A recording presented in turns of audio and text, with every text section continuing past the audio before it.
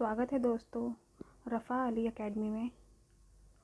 आज हम पढ़ेंगे वसंत भाग 3 कक्षा 8 से पाठ 1 ध्वनि, जिसको लिखा है सूर्यकांत त्रिपाठी निराला जी ने।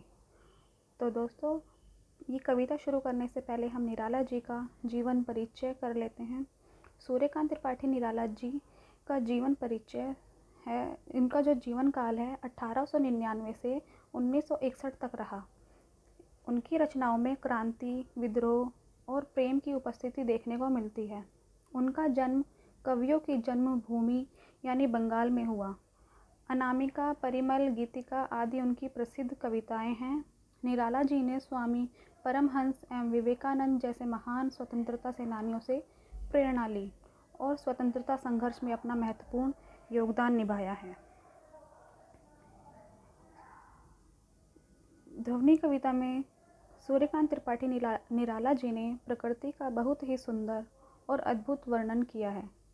इस कविता में उन्होंने प्रकृति की मदद से मानव के मन की भावनाओं को भी दर्शाया है। तो हम पहले कविता पढ़ लेते हैं। ये कविता है, अभी न होगा मेरा अंत, अभी अभी तो आया है मेरे मन में मृदुल वसंत। मृदुल का मतलब होता है कोमल। अभी न होगा मेरा अंत, हरे हरे ये पात, डालियाँ कलियाँ कोमल गात। गात का मतलब होता है शरीर। मैं ही अपना स्वप्न मृदुल कर, फेरूंगा निद्रित कलियों पर जगह एक प्रत्युष मनोहर। पुष्प पुष्प से तंद्रालस लालसा खींच लूँगा मैं, अपने नए नव जीवन का अमृत सहर्ष सींच लूँगा मैं। द्वार दिखा दूँगा फिर उनको, है वे मेरे जहाँ अनंत, अभी न होगा मेरा अंत, अभी न होगा मेरा अंत। तो जो हमारी पहली पंक्तियाँ हैं, इसमें इन्होंने कहा है अभी न होगा मेरा अंत, अभी अभी ही तो आया है मेरे मन में मृदुल वसंत, अभी न होगा मेरा अंत। इन पंक्तियों का भावार्थ है, कवि सूर्यकांत त्रिपाठी जी ध्वनि कविता की इन पंक्तियों में कह रहे हैं कि उनका अंत अभी नहीं होगा। उनके जीवन में वसंत रूपी यौवन अभी अभी ही तो आया है।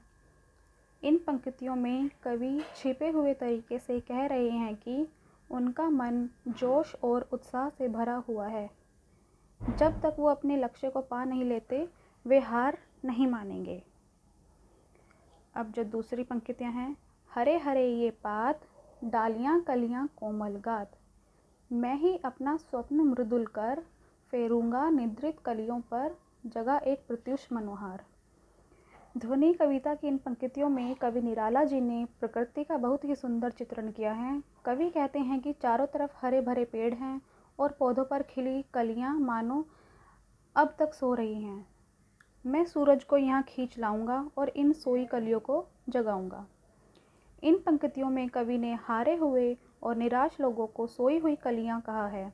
जिस प्रकार सूरज के आ जाने से सभी पेड़ पौधों और कलियों में जान आ जाती है, ठीक उसी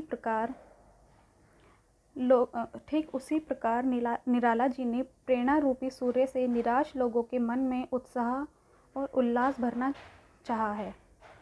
इस तरह ध्वनि कविता में कवि सूर्यकांत त्रिपाठी निराला जी ने जीवन में हार मान चुके लोगों को नया जीवन देना चाहा है। पुष्प पुष्प से तंद्रालस लालसा खींच लूँगा मैं, अपने नव जीवन का अमृत सहर्ष सींच दूँगा मैं। ध्वनि कविता की इन पंक्तियों में कवि वसंत रूपी उम्मीद बनकर सोए अलसाए फूलों रूपी उदास लोगों से आलस और उदासी बाहर निकाल देने की बात कह रहे हैं। वो इन सभी लोगों को नया जीवन देना चाहते हैं। इसलिए उन्होंने कहा है कि मैं हर पुष्प से आलस व उदासी खींचकर उसमें नए जीवन का अमृत भर दूंगा। अब जो सबसे लास्ट की है हमारी अंतिम लाइनें, द्वार दिखा दूंगा फिर उनको, है वे मेरे जहाँ अनंत, अभी न होगा मेरा अंत, अभी न होगा मेरा अंत। ध्वनि कविता की इन पंक्तियों में कवि निराला जी कहते हैं कि मैं सोए हुए फूलों यानी निराश लोगों को जीवन जीने की कला सिखा दूंगा। फिर वो कभी उदास नहीं होंगे और अपना जीवन सुख से व्यतीत कर पाएंगे। कवि का मानना है कि अगर युवा पीढ़ी परिश्रम करेगी तो उसे मनचाहा लक्ष्य मिलेगा और इस आनंद का उस कभी अंत ही नहीं होगा। इस प्रकार कवि कहते हैं कि जब तक वो थके हारे लोगों और युवा पीढ़ी को सही राह नहीं दिखा देंगे, तब तक उनका अंत होना असंभव है। आई होप आपको ये कविता अच्छी लगी हो। अगर आपको ये कविता अच्छी लगी हो तो लाइक करें, कमेंट करें और अपने दोस्तों को शेयर करें। Thank you.